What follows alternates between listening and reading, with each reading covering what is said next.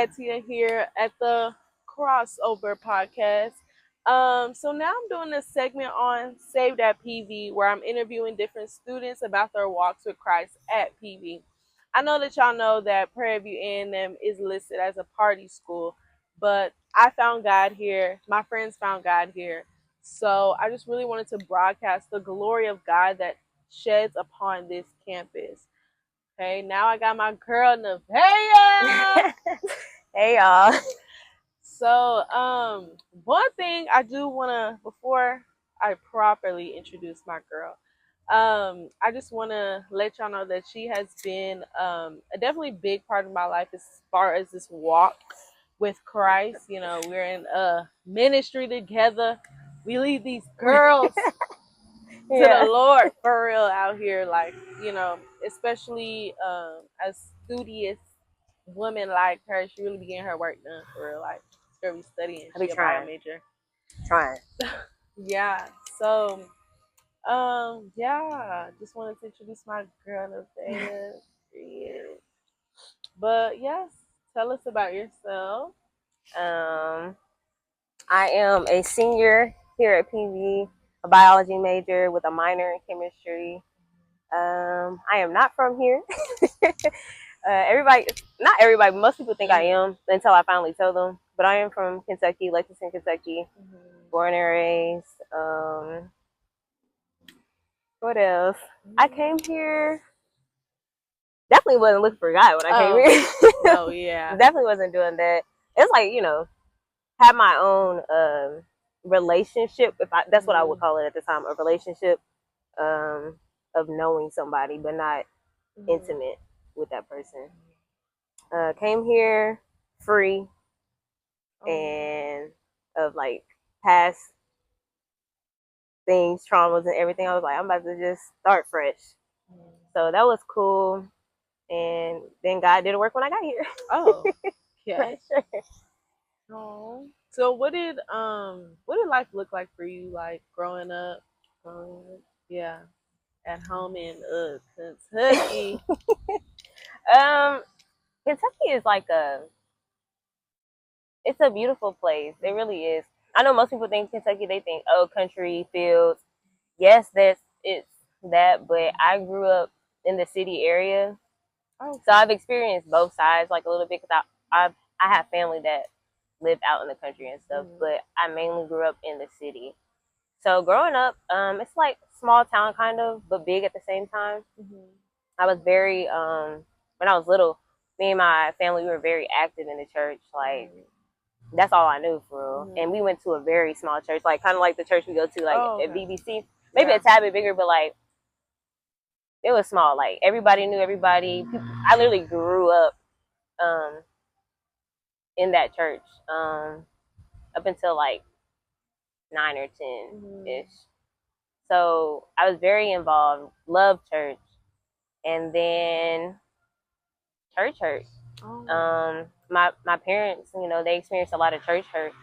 And God was like, let's take a break, telling them take a break. But me, I didn't understand what was going on. I was so young. I was like, why are we leaving our church, So we did that.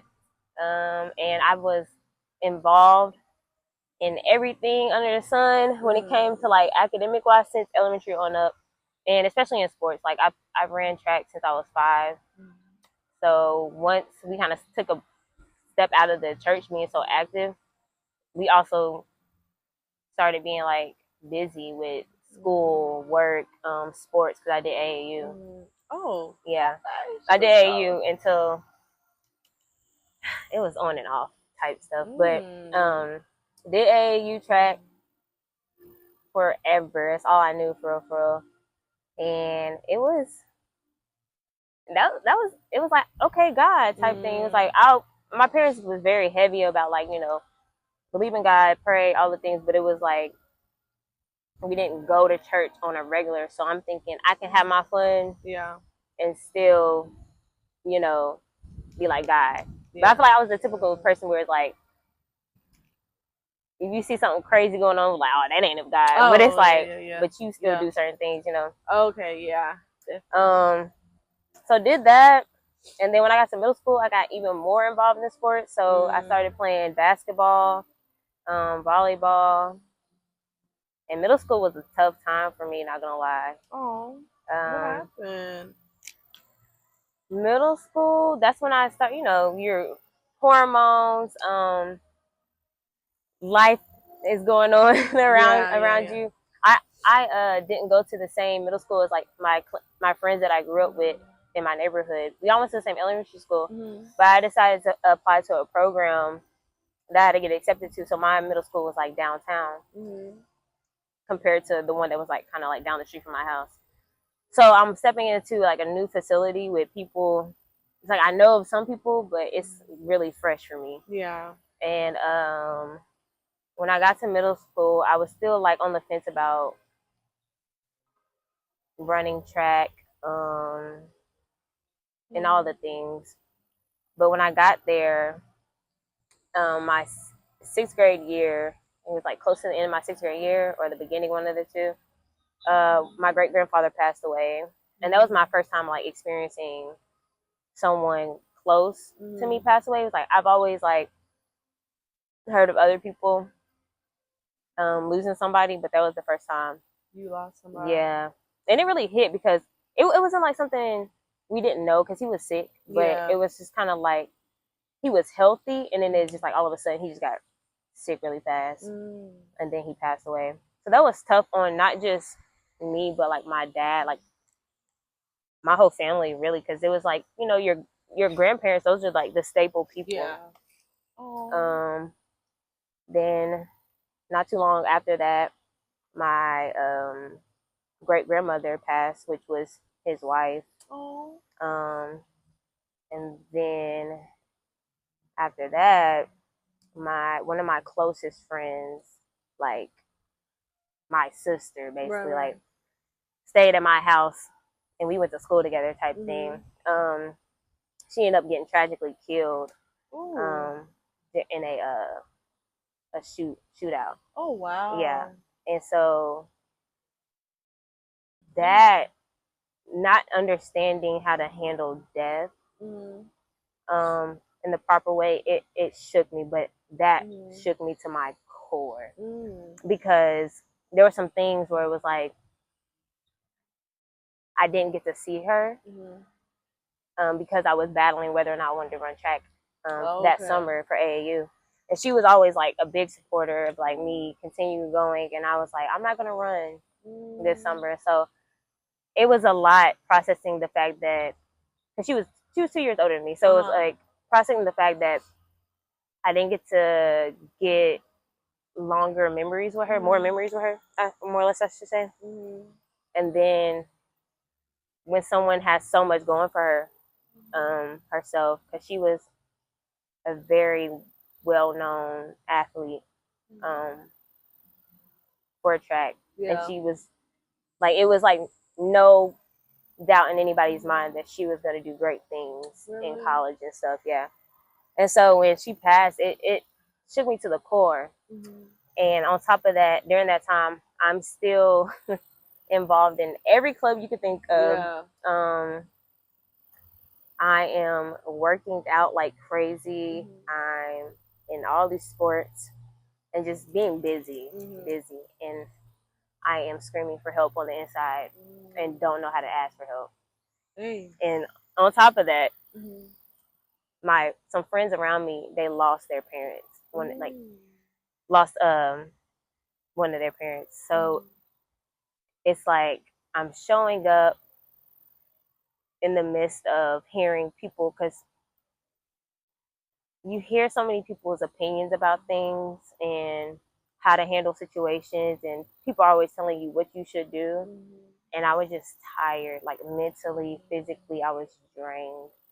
And I feel like I didn't have anybody to go to. It was like, granted, you have friends and stuff, but there's like, I was like looking for something to help me. So fast forward, I continue to run track. Not in the summer anymore, but I continue to run for school and stuff. And my freshman year, I was battling on whether I was gonna run and all the things. I did to do like in memory of my friend, and that was great because I was put in a group um with teammates that were very needed in that season of my life. People to just uplift me when I'm down, encouragement, whether they knew it or not, because no one really knew what I had going on. Like nobody, not even my parents.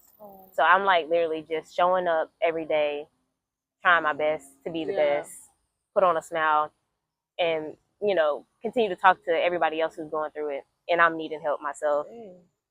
Um, it wasn't until my junior year of high school. Yeah, of high school, because that's when COVID hit. Oh yeah. I had like started taking track serious. My mom was like, "So what are you doing? Like, it's up to you. Like, do you want to run or not?" And I was like, "I'm gonna run," and I went hard. Like, I was in my books.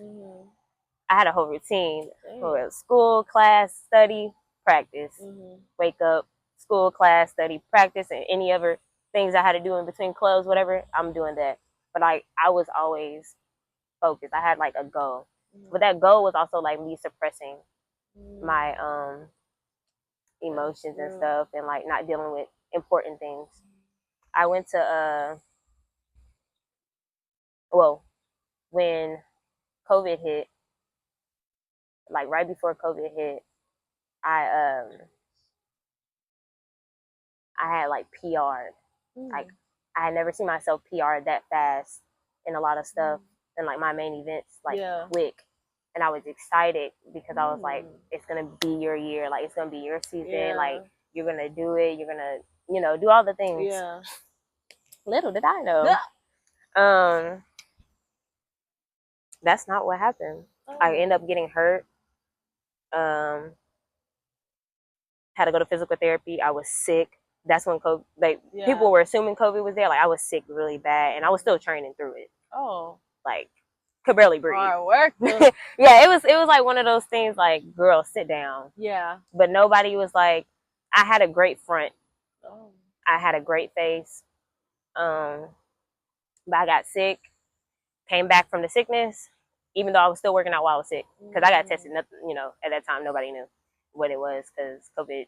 Yeah. Whatever.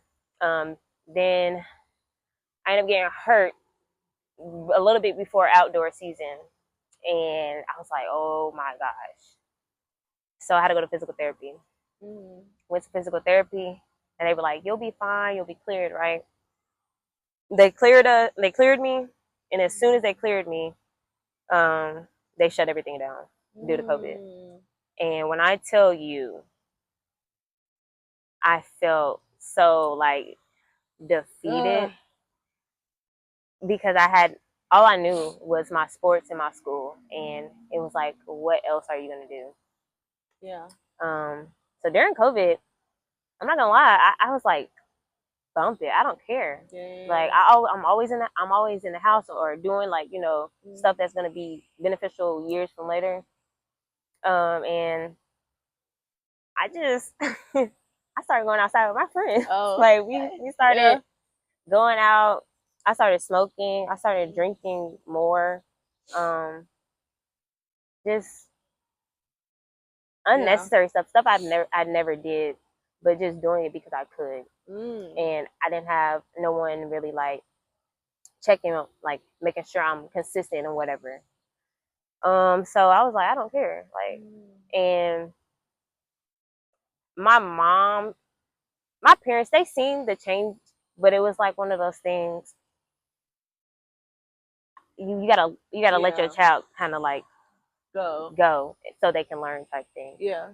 And during that time, I've always had in the back of my head, God, like I always kept a prayer and a scripture. Like my favorite scripture is Philippians 4:13. Like that was one of the main scriptures that got me through a lot, even when I didn't even like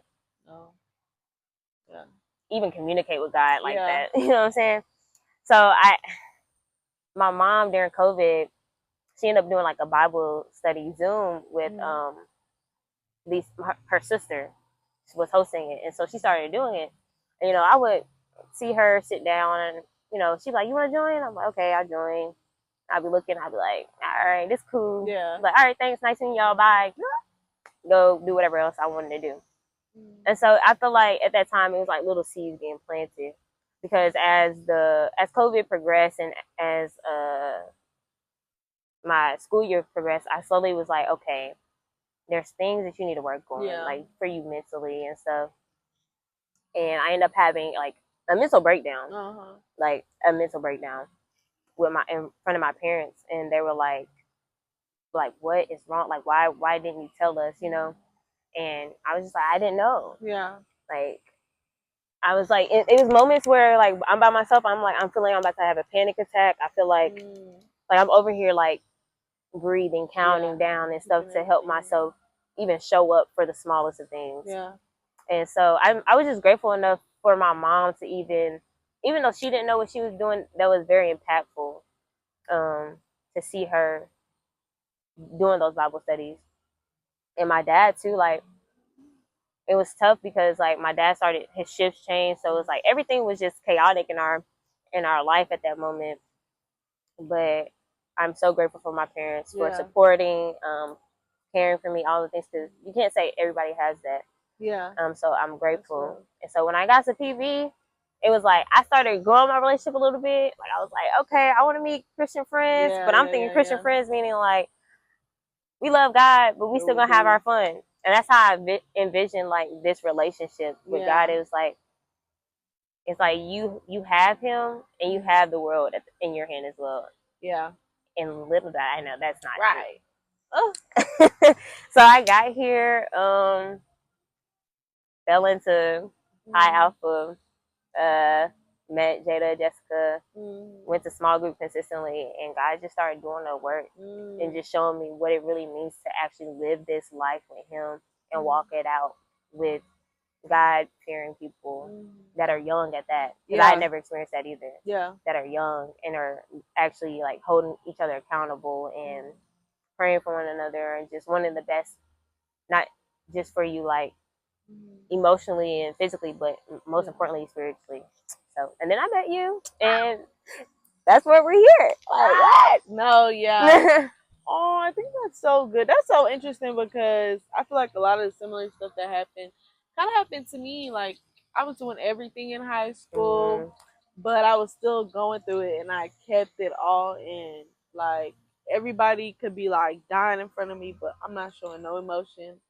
I'm just walking, and dance was actually one of my like number ones. Like when I thought I wasn't gonna dance when I got here, and then I found myself in a dance team. But I was like, dang, what am I gonna do? Who am I?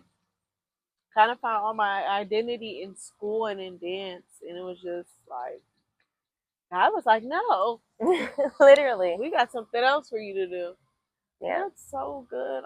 So, what was like your life at PV? Like, give us a rundown on how PV is. What happened freshman year? Because you came in class of 2.5, 2.5, 2 lab. Yeah. So, like, explain to us, like, how was that?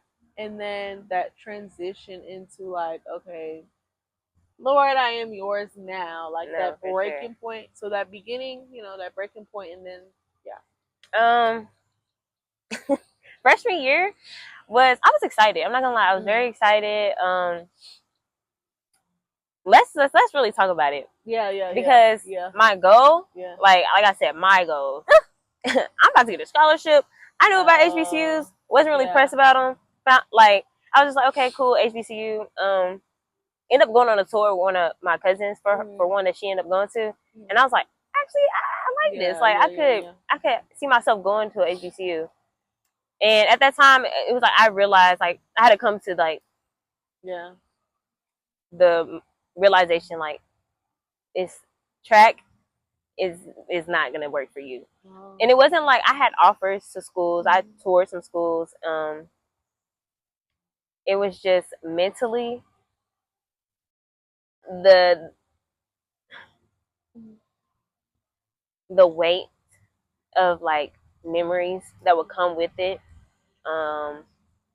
I know I could never train the way I wanted to again and have the same love when I get on the track as I used to again. I love the sport down, I really do. Yeah. But for me, I couldn't see myself performing, even though I wanted to. So when I got here, I thought about trying to walk on, but it was like something still wouldn't allow me, and that something was God. God was like, "You're not gonna do anything, actually. Like, I just want you to be in school." Yeah. Because I'm barely in. I'm in clubs, but not like that, like active, like how I wanted to be and stuff. And so got here, I didn't have no scholarship. I had like one or two, and they were like bare minimum. Yeah. So I literally prayed, just saying like, "Hey, God, I'm going here. I want to meet people. I want you to do the work, and the funds got to get paid, right? Some way, in some way, somehow." And there was so many people that were kind of like, "You shouldn't do this because it's gonna cost. You shouldn't go here." Like kind of like doubting you. Again, in my life, somebody always trying to direct me in what my choices should look like for my life. And this was like one of the first big choices for me where I was like, you choose what you want to do and how you want to do it. And my parents were supportive about it. So I was like, I'm going to do it. So went, and I came in to Panther camp. Yeah. Y'all don't know about that Panther 3-day camp. Panther camp, man. I'm not going to lie. 25, we didn't have the Panther camp that everybody else is experiencing right now because of COVID. Because of COVID. So I feel like God definitely graced a lot of stuff. Because if we had, I'm not even gonna lie, if we had the Panther camp that y'all been having, it would have been bad. Yeah. It would have been bad. Yeah. I don't feel like I would have had to go through even more to get to where I'm at right now. Yeah. Because I was ready to have fun. Yeah. So Panther camp was cool. Met some great people, but it was just like, again, even homecoming was, yeah. So it was like my freshman experience for all of the things wasn't as big as everybody else is experiencing now at PV, which I'm grateful for in hindsight because I see how it be effective. Yeah. I see how it affects folks. But yeah, so you got here. Yeah, and went through Panther camp. It was cool. Met one of my closest friends now, which is Cambry. We were roommates freshman year. And after realizing, what this real college experience was, I was like, oh, it's getting real, and I was still dealing with a lot, like financially, because I didn't have a scholarship to pay for everything. And lo and behold, God has a way of doing things. So my mom used to help this lady. She would go to her house, this older lady, and clean up her house for her and stuff. And she knew like the head person for my biology department that used to work here or whatever. And she told me, she was like, hey, if you go here, they can give you money or whatever. So I went, talked to the head of the dean of my major, and asked her, how can I get money and stuff. And so she put me on this list, right? Yeah. And she told me, she was like, girl, there's really no way you're probably going to get anything. But she was like, I'll just put your name down. I'm at the bottom of the list. There's people on this list that are in high school. Okay. Yeah. And I'm like, God, I don't know what the heck, what we gonna do? But I just knew I knew I was supposed to be here. Yeah. And I said, I'm gonna be consistent, and I'm gonna do what I do. So I buckled down in my classes, did good those first 2 semesters. I was consistently going, talking, and be like, hey, is there any change? Is there any change? I get literally to school my beginning of my sophomore year. I go to her office. they said we just gave the rest of those fees like out. There's no more.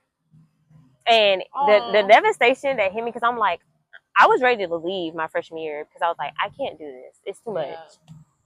And I go to my room, and this is like one of the like first times I really surrendered something fully like heavy to God, where I was like, I broke down crying. Like literally after I said, okay, thank you so much, came back to my room, broke down crying, and just like, God, it's in your hands. Like, I don't know what to do.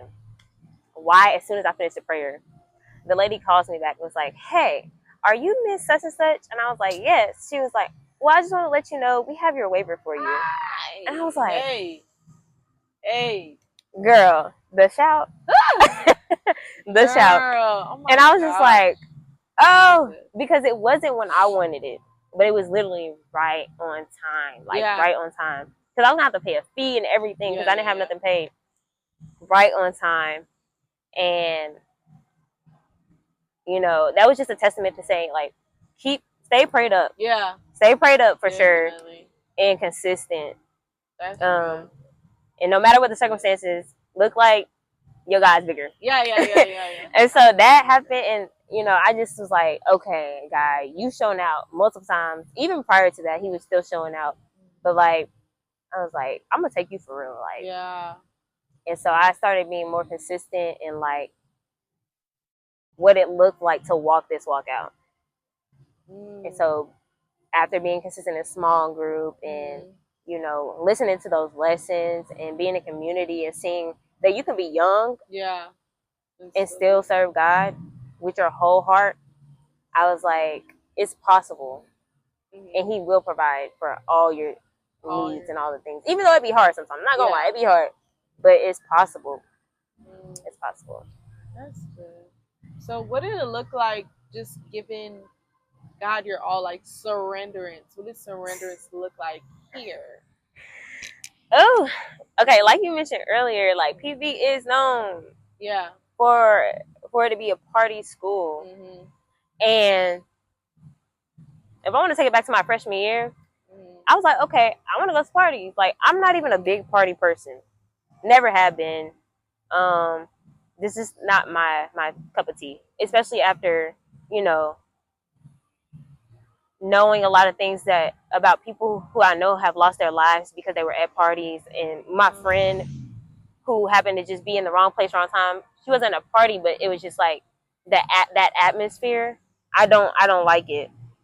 Like, even with my friends too, it's like, oh, we'll be like, oh, I think we should go have a bad feeling. We'll go, something will happen. And it's like, what the heck? Yeah. That's crazy. So I think with PV being like known for that, it makes it harder to walk this walk out, especially if you're one of those people who engage in all those things all the time. It can be hard when that's all you see. Yeah. Like, we have party promoters that are promoting harder than people who love the Lord. Yes, like let's really talk about it. Like, yes.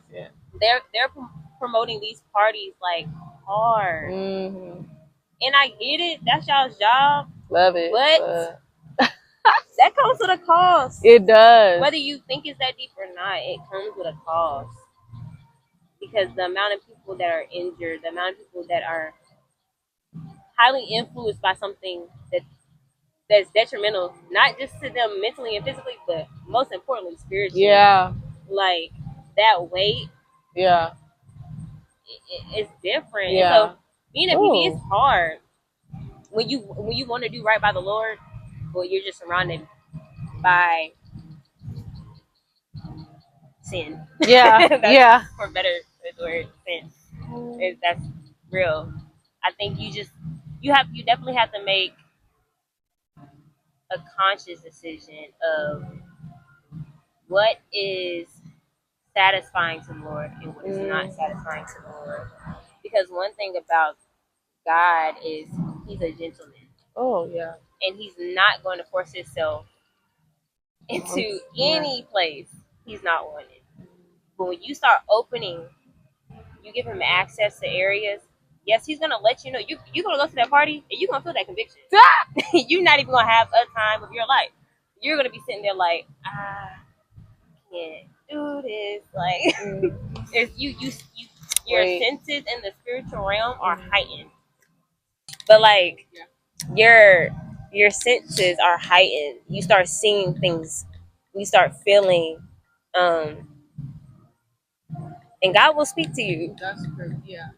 And the more you try to choose, when you say yes to God, you might not even think your yes is that like deep at first, but because you say yes, you just gave him everything, and you don't even realize it. But he's gonna be chasing you down after that. So every time you want to go to this dude's house, every time you want to go have that drink, every time you want to go smoke out and chill with whoever and whatever, there's always that unction of like, should I? Ah, the last time this was, you know what I'm saying?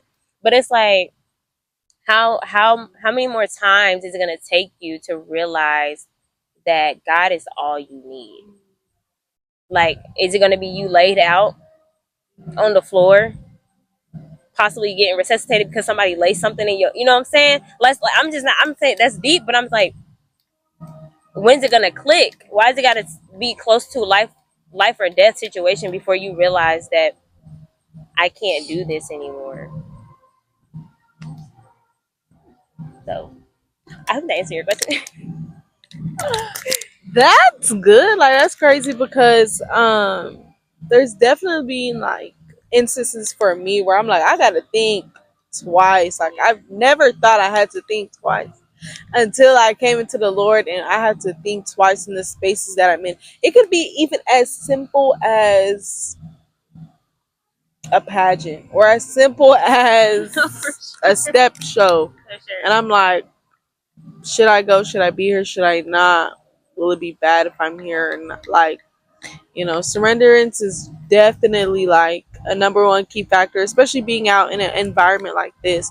Don't get me wrong, like I'm involved on like a lot of orgs out here, but it's different whenever you truly give your whole self, your whole life to the Lord. It's definitely I kind of look at PV different, love it here, definitely making a way here, but also it's like there's certain things that may not glorify him. There's certain things that don't shed light to his glory. And I know why. I know certain people may think like, why do we have to think that deep? Like why, like we're still young. Like what do you say to that? Like we're still young, we still should be outside. Why are we thinking so deep? Is it really that serious? God is a forgiving God. What do you think about that? I could put, I don't have the verse by verse, like, but the word talks about that you will be held accountable to what you know.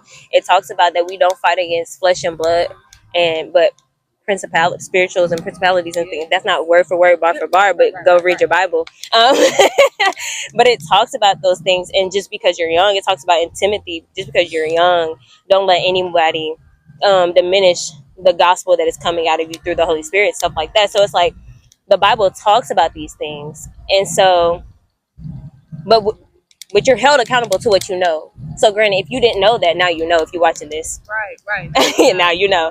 But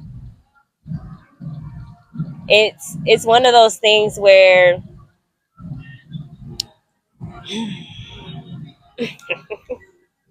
it's one of those things where you have to know your word for sure. But even if you don't know it,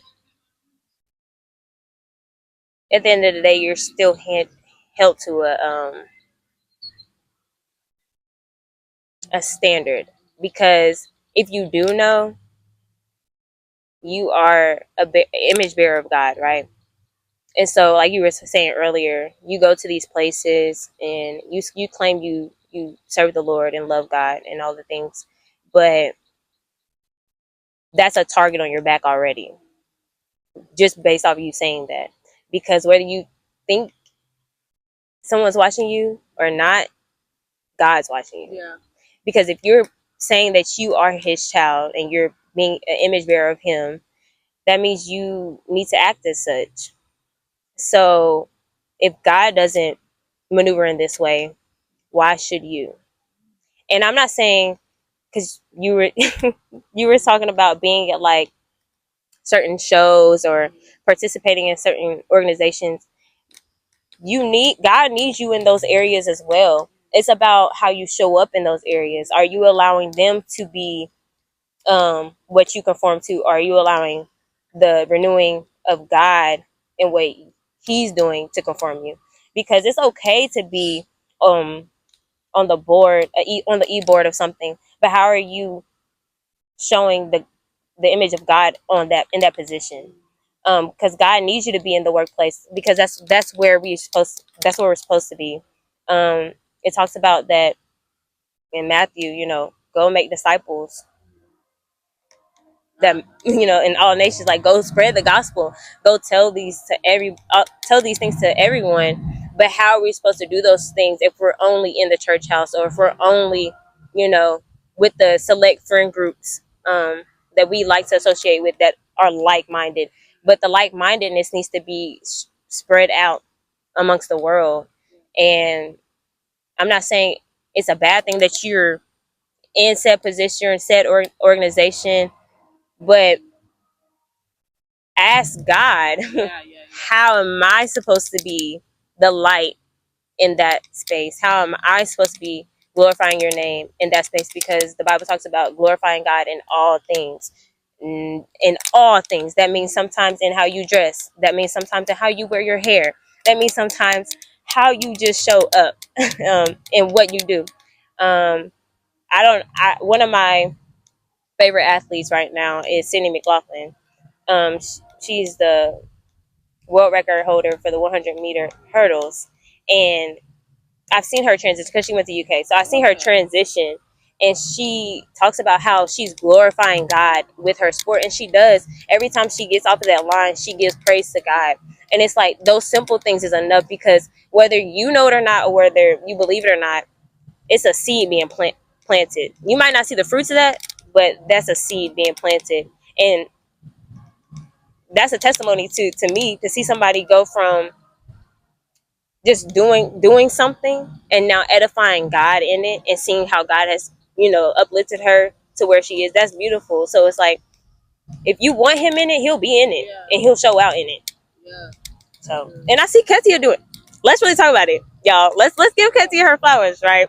I see Ketia doing. This girl is a busy body on this campus, and I tell you this all the time already, but like we've talked about how that looks for you. And so I see you being confident and more um, open about, I love God. And if you want me in this organization, I'm going to talk about God and do the job. You know what I'm saying? And I love that, because we need more people on campus in positions that are showing you that you can be all for God and do a great job at working in the student body, or working at a job, wherever it may be. So, yeah. Thanks. But that was really good. That was really good, Navi. I just want to thank you. Thank you. She dropped some gems, and I hope y'all got it for real. I hope y'all got it. I hope y'all didn't miss anything that she said. Any last words? Any words of encouragement? I would say continue to allow God to move in your life. Um, and this is a word for me, because I'm speaking it, even though I'm speaking it to you, it's definitely for me. Continue to allow God to move in your life, whatever that looks like. Say yes. Continue to choose Him and put Him in the forefront. No matter what people say, no matter what the circumstances look like, continue to say yes and choose Him first. And y'all come support her. She not playing. She for real. Okay. Yeah, she for real. So support, share, and watch, because it's needed. So yeah, I hope y'all was blessed. Yeah. Thank you so much. Thank y'all for listening. The crossover podcast, Saved at PV. We're done. Just please like, comment, share, subscribe, maybe. And we'll see you next time. Bye.